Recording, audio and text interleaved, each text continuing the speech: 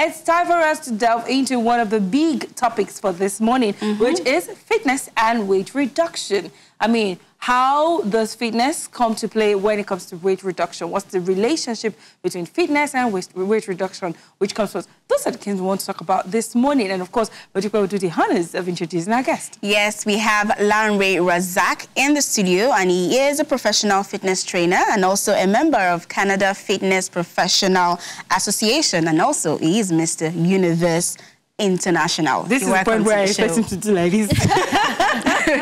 Welcome to the show. Welcome to the show. Welcome to the show. Thanks for having me. It's good to have you here. So let's start with that first question. What is the relationship between fitness and weight reduction? They're the same thing, like fitness and weight loss. Like, you have to be active enough to want to lose weight. You have to put less in your body and burn more. That's the best way to lose weight. Okay. Which one comes first? Fitness or weight loss? There's none really comes first. It's the same thing, ideally.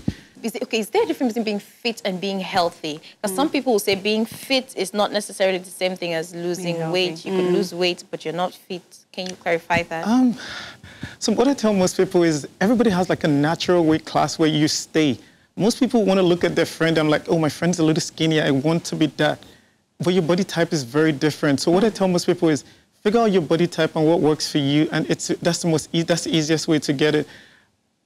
Like, what's the easiest way? Both of you have very different body types, but you can both be healthy in your natural, like how you look now. You can always be healthy. Okay. All right.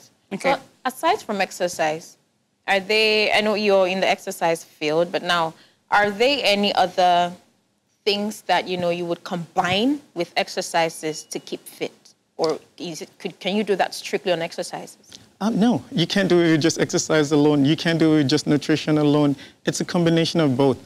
A lot of studies tell you it's 80% nutrition and 20% exercise. Okay. But that 20% exercise is also as important as 80%. What's the easiest way? If you do a diet plan, most people do all these diet plans, which are very amazing. They're good to help you get to your desired weight. But it's the exercise that keeps you there. It's your lifestyle, it's habit, it's things you do that exactly. All right. Is there a thin line between having to get both a fitness coach and a dietitian to help you decide, okay, this is the best exercise regime or routine for my body type or for the type of weight reduction I'm doing?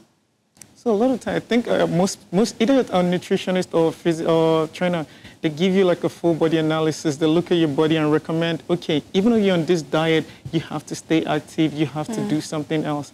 No matter, the problem with, or just staying with one is, if you come with just me and without seeing a nutritionist or having someone talk to you about what you eat or what you do, it's not really complete. No matter how hard you train, no matter how much exercise you do, 5 days a week, 3 hours every time, it won't work if you're eating small chops. You're eating every time. The problem with all this of food here is that heavily, they have a lot of carbs, they have a lot of fats and stuff like that. You could undo 3 hours in the gym in 5 minutes. The way our foods are, it's a lot of carbs. There's no lot of fruits and vegetables. There's no fibers. There's nothing that truly helps your metabolism. What a good nutritionist or a good trainer will tell you is it's a habit. It's what you do that helps you. It's not necessarily what you do one day or over 1 month or 2 weeks. It's what you do over a period of time. Yes. Do you have to have a fitness trainer to keep fit? No, we don't. You don't. But the problem with human beings, we've evolved so much that we're the only species that we've changed our environment so much. We drive cars. We don't exercise as much. We eat so much processed foods, too much processed carbs. All these things going into your body, it has to either come out or turn to fat. If it's fat, it's going to stay there for a while. That's where we need someone to like, oh, you truly need help. That's like, I think we're the only species that we need help with our nutrition and our fitness. Every other animal, every other plant, every other species, they don't. Like, they're out in their elements. They're like, nothing has been really altered that much.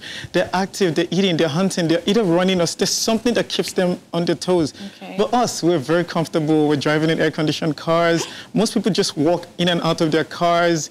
Most people are not, exactly. So that's where you need the help. If you're active enough and you know what you're doing, you don't. You know what I mean? If you truly see like, okay, this is something I should look at. And bear in mind, this could change your life. It could change the quality of life. It could add at least 5 more years to what you have now. But it's also the quality. When you're younger than 40, your body's still good. Your metabolism is amazing. You're pushing. But once you start to get older, everything starts to decline. It's harder to undo 4 decades of abuse. It's better to just start now. I tell everybody, no matter what age you are, no matter whatever it is, start today. Don't make that excuse. It's never going to be, because life has too much challenges and stress and problems. It's always going to throw at you. You're never going to have that time to say, you know what, this is exercise o'clock, this is diet o'clock. It's never, you have to make that time. In your time as a fitness coach, I'm quite certain that you would have come across quite a number of persons who wanted to reduce their weight for different reasons. The question I have for you is, what would you, in your own assessment, what would you say is the best surefire way to reduce weight for anybody? Make it realistic.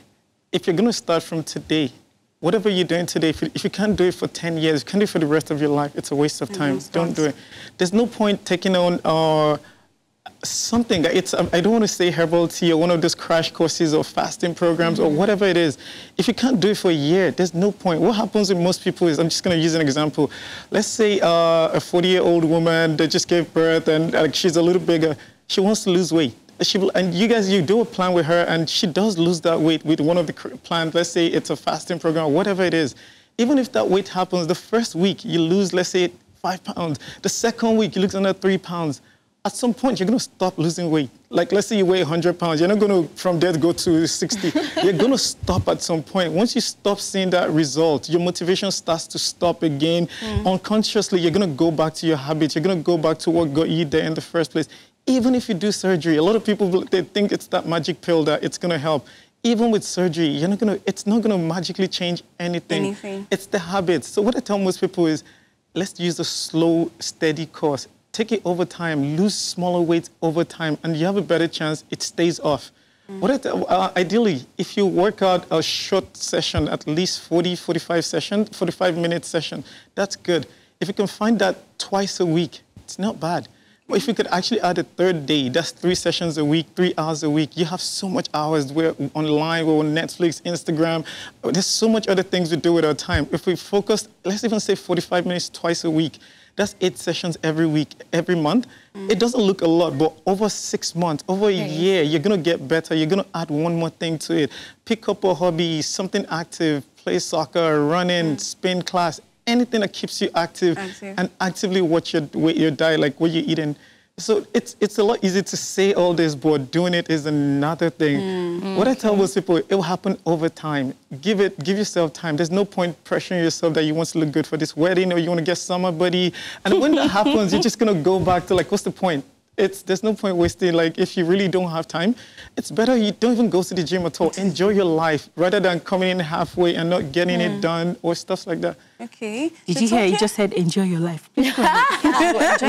Like you're giving yourself. Talking about the right way to exercise, is there actually a right way to do exercise? Your belly, your abs, it's not just one muscle. There's different types of, like, it's the top, there's the obliques, there's everything else. There's different ways to actually activate them. The sad part is your back is also, like, it's just opposite your belly. So if you're doing it wrong, your back hurts, your neck hurts, you're actually working the wrong place. Once you're sore and you don't see result, most people quit. Like what I try to tell most people, if you this is where you might need help, short term, but the help is not meant to be like a personal trainer for life. Use a personal trainer or coach or someone that knows what they're doing. Learn from them and get up. The goal is for you to be independent, be able to do this yourself. But you might actually need someone to show you the right form, the right technique, because technique is always important. A lot of times I show my clients, like, instead of doing this, do a standing crunch. Do something that doesn't require so much bend on your back or your neck. If you're doing any exercise, and let's say I'm doing my biceps, I should be able to feel it just on my arms. I should be able to feel, I shouldn't feel anywhere else. Especially with the abs. If you're doing it and you're feeling your neck hurts, your shoulder hurts, like everywhere hurts, you're doing it wrong. It might be worth it to invest small, even if it's one session with a trainer, then learn from that. If you can't afford a trainer, there's YouTube. There's so much resources out there that you can actually use, and it helps a lot. I'm clarifying that if I'm doing exercises to tackle my abs or my stomach region and then other parts of my body, like my laps, my thighs, my arms, my neck, are you saying that I'm not doing it right? It depends. There's some complex exercises that hit two body parts at the same time. But the primary one is, let's say, I will use abs because that's the one most people get wrong. If you're working on your abs, there's a big chance you're going to work on your thighs too. That's not bad. But if you're working on your abs and your neck is hurting, then it's something wrong. It might just be as much as relaxing, like putting your shoulders down and relaxing your neck entirely. Give it like this. So another thing is this. 1,000 ways to activate every body part. If this doesn't work for you, switch it.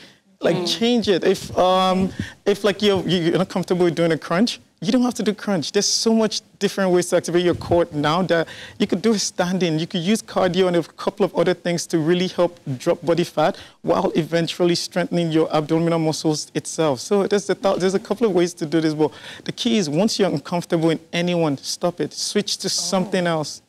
Okay, are there health risks involved in doing exercise the wrong way? Oh, it's a lot. Like the first one is your knees and back. I tried this. If you're doing it wrongly, you're putting a lot of impact, especially plyometrics and a lot of all these. Especially, sorry, take that again. Especially plyometrics, like one of those, anything that requires jumping. So I'm sure she's just going to use this. So there's exercises where you could jump on the table and jump back. But if that's going to hurt your knees so much, it's better to just step on it, come up.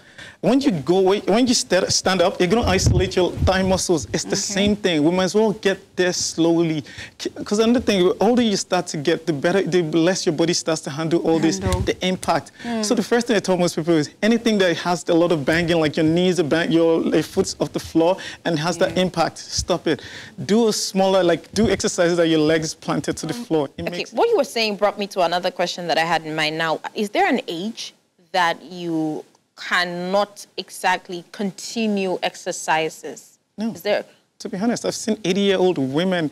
I used to train at the gym out of town, and there's this 80-year-old woman. She was better than me in almost everything: strength, conditioning, yoga. Did he say 80? Something like that. She's picking up 40 pounds kettlebell, and I'm using 20. I'm like, okay, this is not working. I'm younger, I'm meant to be stronger, but it's conditioning. It's something if you've been doing this for a while. And the key is technique. If you know what you're doing, there's no age limit. That's why we want to tell most people this. You can reverse all these things. It's not necessarily it's a number, like when you get to 50, no. The older you get, the smarter you have to now be with your workout. But it doesn't mean they can't exist. You just have to be a lot more smarter. I heard you mention that it's not really ideal to have persons who say, oh, I just want to lose weight for this wedding, or I just want to lose weight for this certain period. And then they stop once they get the body they desire. Now, what is the danger of that? I once heard that if you start gymming, because there was a time I started gymming, and the warning I got was that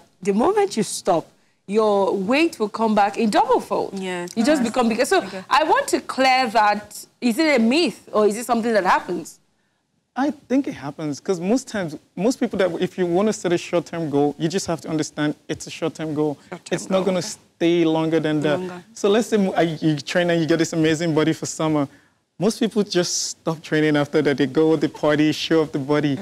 Then over time, your habits kind of catch up to you. Because let's say even for you to get to the summer body or whatever goal you wanted, you must have actually either had less food in or actually trained a lot. But once you not get there, you stop. Then you revert back to your convention, what you used to do. So your old weight is just going to come back over time. It's not. But once you understand that, then it's what it is. What would you say about people that say that alcohol helps with weight reduction? No, it doesn't. Alcohol intake? No, if anything, it slows down your metabolism. It worsens everything. It doesn't help in any way. And sleep too. So when you sleep, when you get a certain amount of sleep. Yeah, I was even told not to sleep immediately after an exercise session. You lose some certain weight. Okay, let him clarify the sleep thing. So for you to actually exercise, there's 3 key things. There's rest, there's exercise, and nutrition. And all 3 is important because there's no point hurting your... this is how your muscle grows. You're actually going to hurt it, then it's going to recover. So that's why, remember, I think there's this commercial when I was young. I think it's protein, building blocks of life or something like that. It literally is building blocks of, it's recovery. But all that recovery happens when you're resting.